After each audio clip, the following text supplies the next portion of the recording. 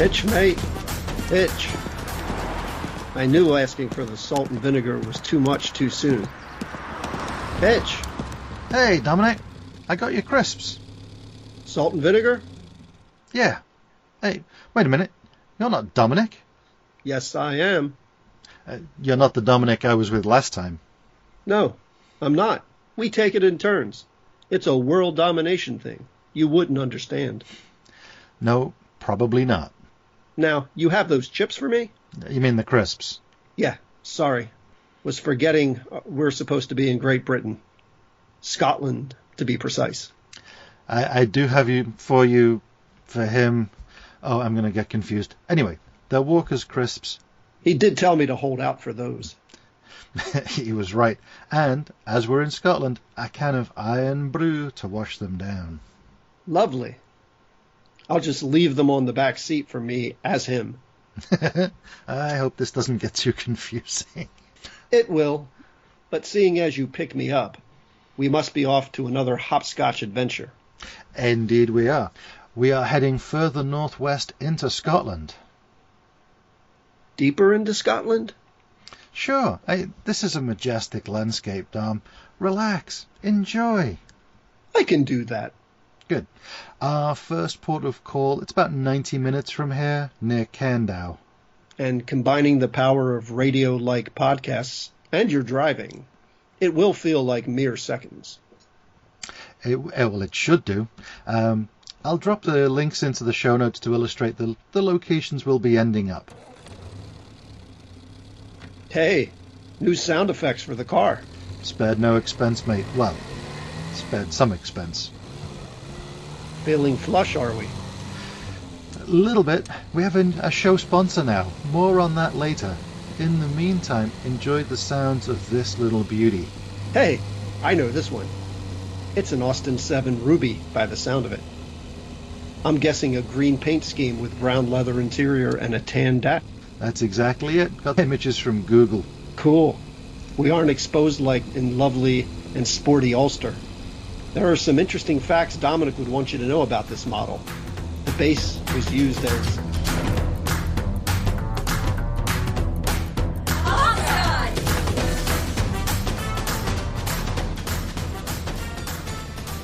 The Austin 7 was also produced under license in Germany. The first BMW was the Dixie, and in the United States, there was the American Austin Car Company. It was that later under the same name, the American Bantam, who designed the prototype for what became the Jeep. So this little car... Whoa, Dominic. Take a breath. That was all prepared for the other Dominic to deliver. Are we there already then? Not quite. I wanted to take a moment to stop and enjoy this little place. It's another car park, and while the show doesn't include laid-bys in the advertising, they are useful waypoints. This one is called the Rest and Be Thankful. Is there a backstory to that? Of course there is. So after people with horses had made the long haul up to this point in the pass from the slopes, it was a good place to rest the horses and be thankful they'd made it. We're about 260 meters or 850 feet in old money above sea level. The old road they would have had to take runs parallel to ours. The old route going out the back of the car park. You do like a sense of peace and tranquility, don't you? I thought you were a city boy. I may have been born in a city, Dominic, but my heart always sought the relative serenity of the country. Well, you really found it for us up here. And from here, it's a quiet, relaxed drive down through to Candow, and then we can walk down to Achadunan. Confident in those pronunciations, are you? Not at all, but it's all I have for now, so we'll be back in a moment of their time.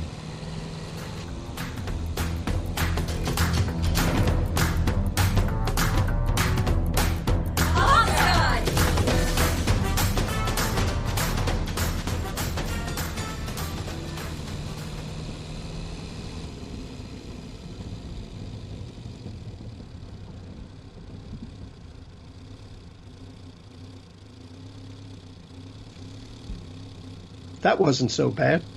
The magic of radio in a convenient go-anywhere package. This place is tucked up against the loch. Yeah, the inn and the hotel in Candow look really good, so I thought we could leave the car here and just walk the rest of the way. The rest of the way? The rest of the way. It's a brisk 30-minute walk. It'll do us both good. You know how I feel about walking. I do indeed. Come on, this way.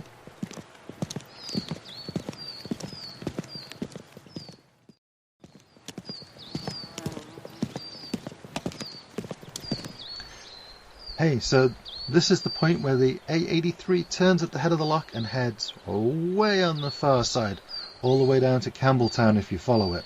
The view down the length of the loch is incredible. Yeah, I'm not going to disagree with that, but do something most people don't do. Turn back and look the other way, up the valley. Isn't that a magnificent bridge? Do you know if it's the original one? Original may be pushing it, but it's certainly been here a while. I've not been able to find out when it was built, but it's old. And where did they hide the brewery?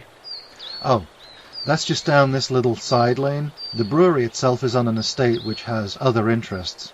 They have a herd of Highland cattle, and they've been helping bring back salmon to the river. And there it is. Fine ales. Rob, as much as you like breathing in the atmosphere, I could use the beer now. All right, good plan. Take a seat in the courtyard and I'll get the first ones in.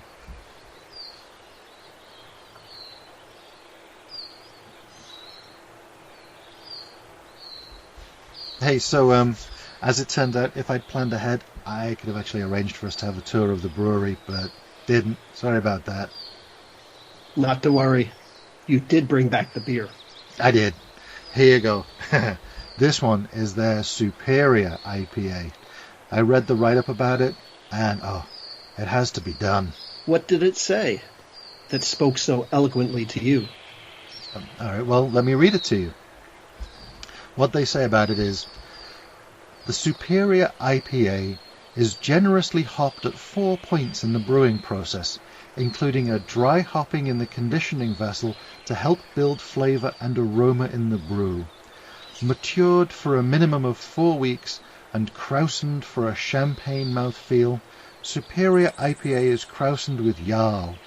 This is done to reintroduce fresh yeast to the brew to help with second fermenting in the cask and bottle. The krausening I don't understand yet. Well, to be honest, I wasn't familiar with the term before either. It was explained to me as adding actively fermenting malt wort to the fermenting beer to provide the malted sugars needed for carbonation. So, in an airtight environment, the carbon dioxide produced is absorbed right into the finished beer. Oh, so that champagne mouthfeel that they were talking about is the way it glides over the palate. Oh, yeah. That's beautiful. Rich fruit aroma lifts right off the top. Yeah, the hops are right at work in this. So good. And it has the right amount of satisfaction in the aftertaste. The sweet is satisfying, but also just the right amount bitter to make you water for the next sip. Yeah. Go easier on it. I think it's a little deceptive in its strength. What does it weigh in at? 7.1. I'm not getting that at all. No. Ready for another? Oh, yeah. Good. It's your turn to buy, mate. Man, I should have figured. And while you're in there, get some of their steak pies. They make them with their own beef. That sounds delicious. Doesn't it just? Fyne Ales, Studio Addendum. So Dominic and I didn't manage to cover all that we should have done while we were there because we got sidetracked. So a little history. The Fyne Ales brewery dates back to 2000 when Tuggy and Johnny Delap realised that they had some empty farm buildings, a lot of rainwater and a desire to create employment. And as Tuggy says, given that Johnny and the boys were drinking a lot of beer, it seemed like a good idea and they all thought that she was mad. However, Tuggy and Johnny worked as an excellent partnership, Tuggy being the driving force and Johnny being a little bit the brakeman to help keep things on course. Over the course of the years, They developed their own strain of yeast, which originally came from the Fountainbridge Brewery in Edinburgh and dates back around about 200 years. They have the yeast stored in a yeast bank, so they get a fresh culture of it every 3 months or so. The brewery continues to go from strength to strength, despite in 2009 the very sad death of the founder, Johnny Delap. Following that, his son Jamie took over the position of managing director at Fyne Ales. In 2017, Fyne Ales was named Beer Destination of the Year in Scottish Beer Awards. In 2018, from the 1st to the 3rd of June, you can visit them for Fyne Fest, which is a 3-day celebration of beer, food and music, taking place at the brewery in Candow, Argyll. That sounds like a good time.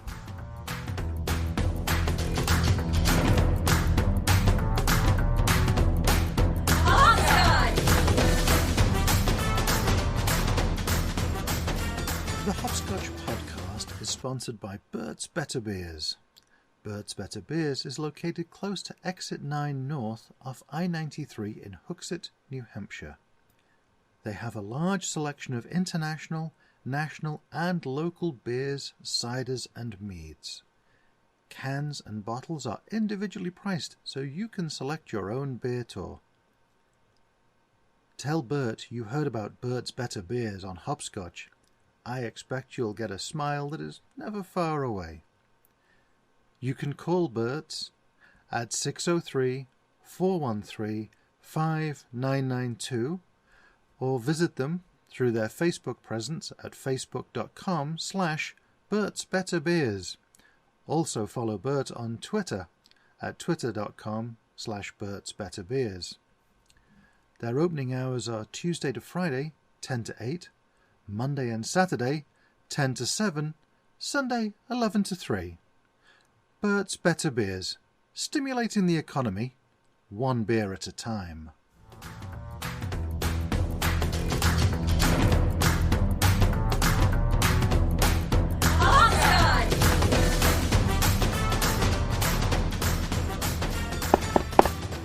Good morning, Dominic. Morning, Rob. Not so much of an early start. That suits you better?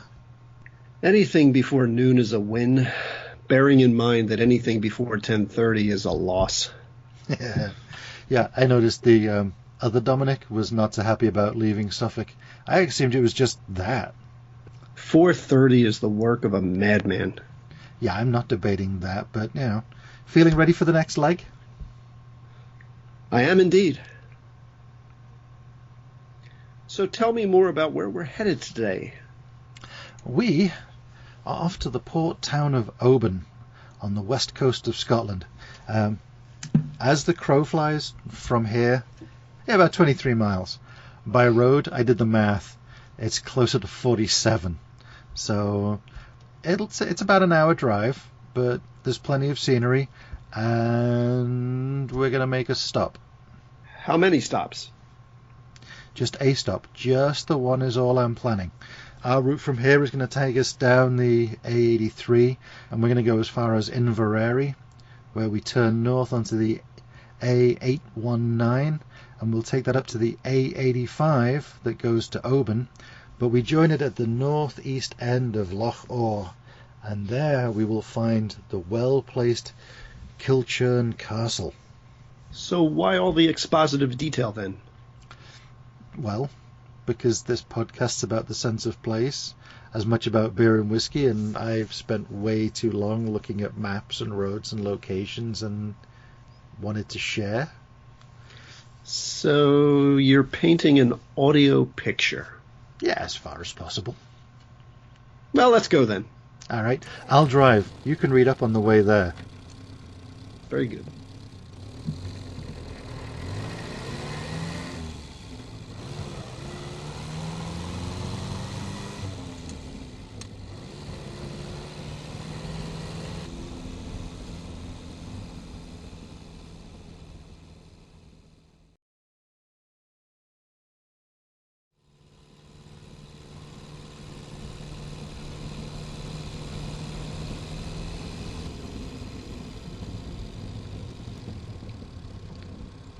This is an odd place to stop. It's another car park, but this time, this one isn't the attraction. That's another half-mile walk from here. It is quite desolate here today. With whiskey waiting, this had better be worth stopping for. Yeah, I think it is. So, you read the notes on the way here. Let's take that walk and go take a look at it. Okay, I'll tell you all about Killin Castle because I'm an expert now. That's what we pay you for. Yeah, the Campbells of Glenorchy started construction on this back in 1450. Its location in Loch Awe gives it perhaps the biggest moat in Great Britain. Sir Duncan Campbell, also known as Black Duncan to his friends, had the south range of the castle rebuilt and enlarged in 1614. You think it was really Black Duncan to his friends, or more particularly to his enemies? It's quite possible. All I know is a guy named Black Duncan needs a really big castle. Anyway, the Campbells attempted unsuccessfully to sell Kilkerran to the government after they moved in 1740. Real estate's always been a problem. In 1760, the castle was badly damaged by lightning and was completely abandoned. But it can still be visited today during the summers as the Historical Society keeps it up. In that storm in 1760, the one that finally rendered the building uninhabitable, there's one of the towers, had one of the cylindrical turrets blown off with such force and violence that it ended up buried upside down in the center of the courtyard. And it's still there. Wow, that's impressive. Either that or it's just a testament to poor cleanup. Yeah, I am not going to quiz the janitor on that one. Okay. All right, judging by those clouds that are coming in, it's going to start raining soon. How about we tramp back and then drive on to Oban? I'm ready to drink. When has that ever been different? True enough. All right, we'll rejoin people in Oban.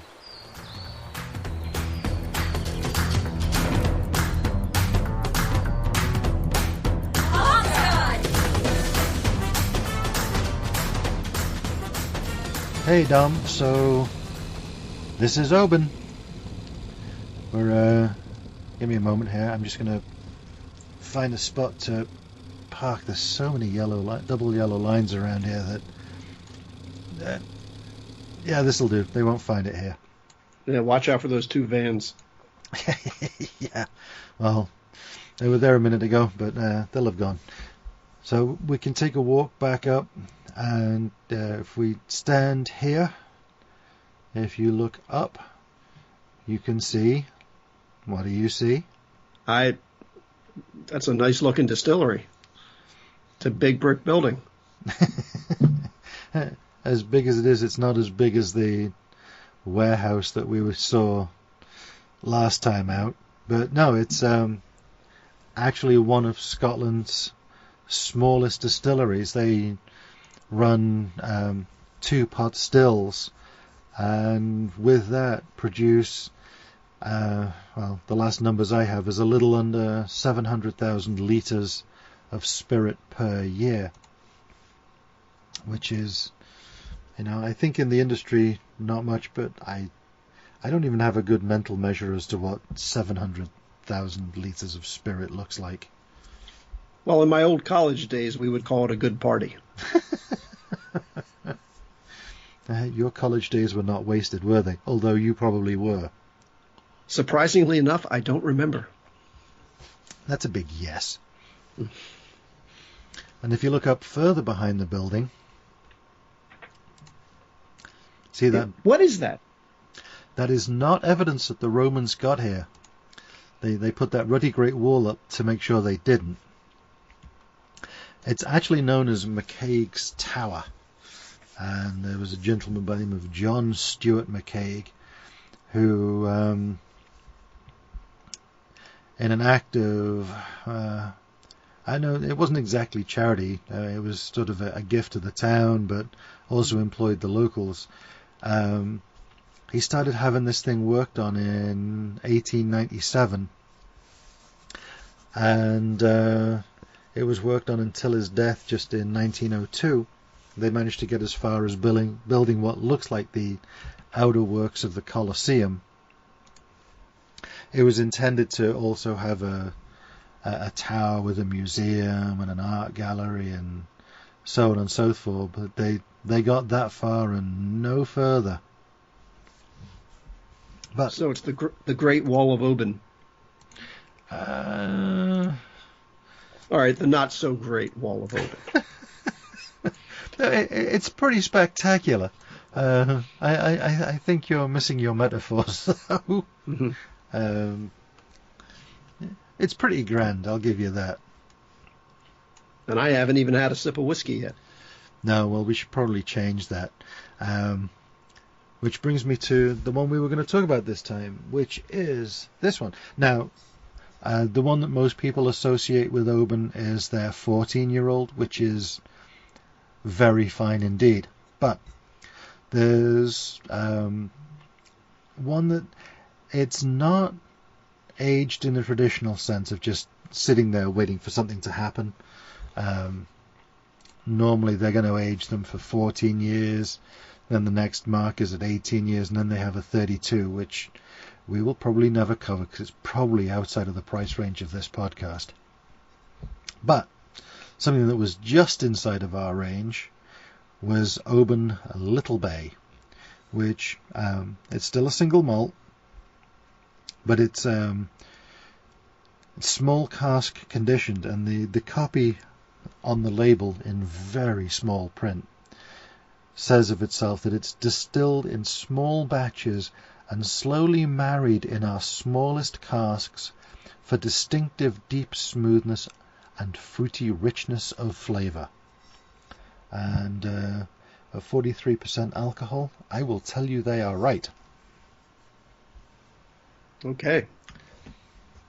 So try it, see what you think.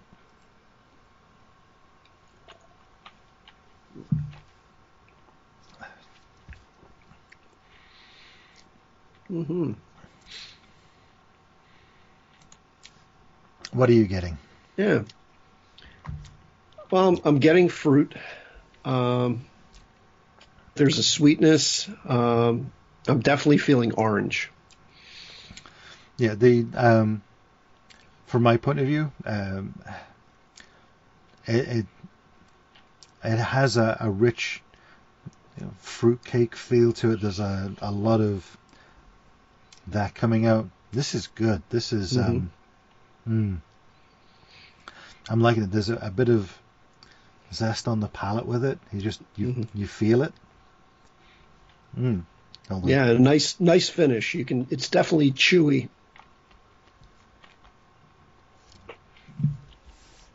Yeah. I like the way it sits and then dries out.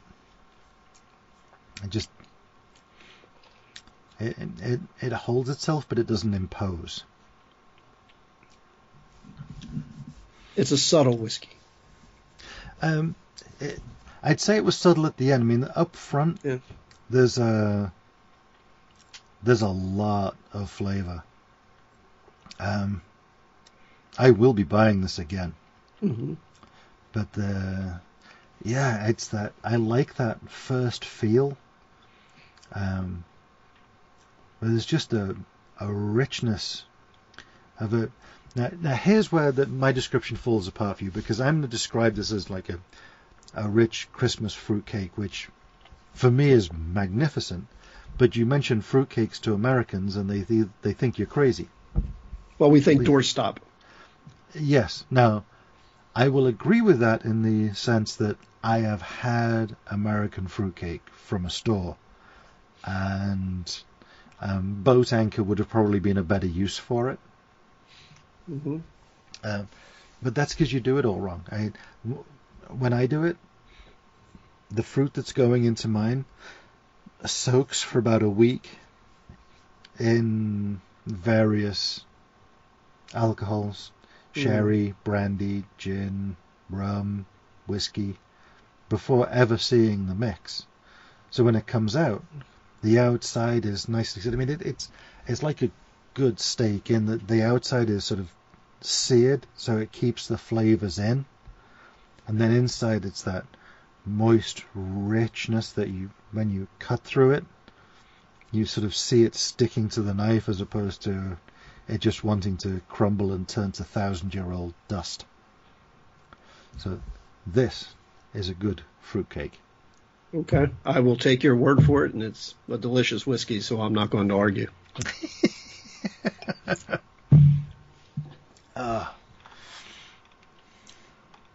All right.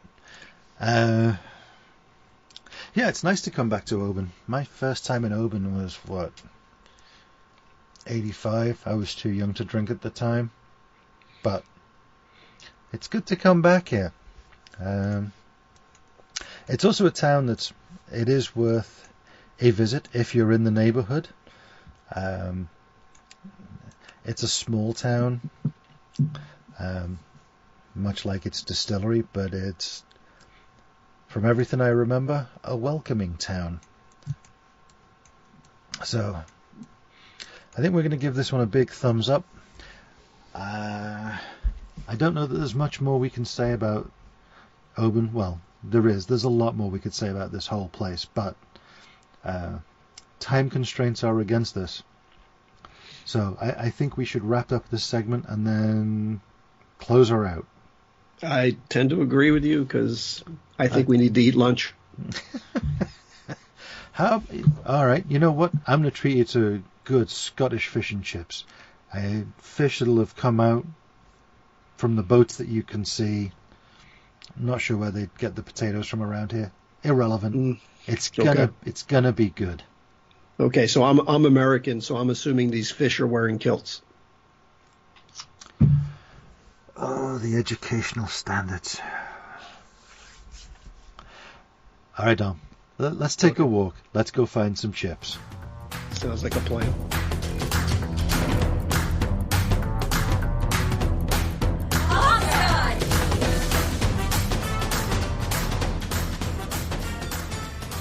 Thank you for listening to HopScotch Episode 2. You can find out more information about this episode and others at HopScotchPodcast.com.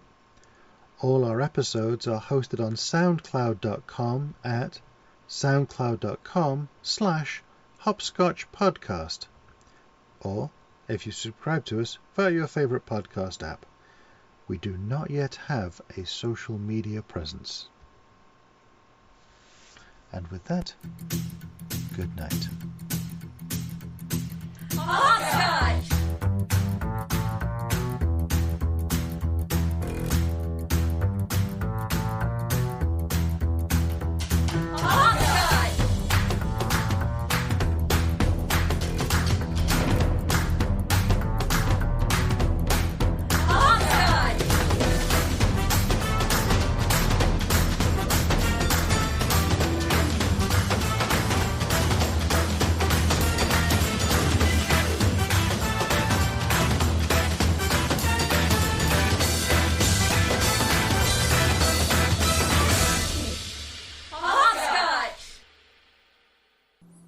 Some of the sound effects used in the production of this podcast have been obtained from FreeSFX.